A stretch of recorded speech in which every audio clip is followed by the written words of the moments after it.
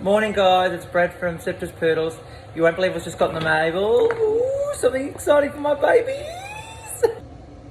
Okay guys, this is for all my babies, and you know how much I love my babies. So I'm following the instructions from Emma from Fur Fresh. I cannot wait to see what happens. Okay, so I'm making sure I'm weighing it now by volume after the water's been set in.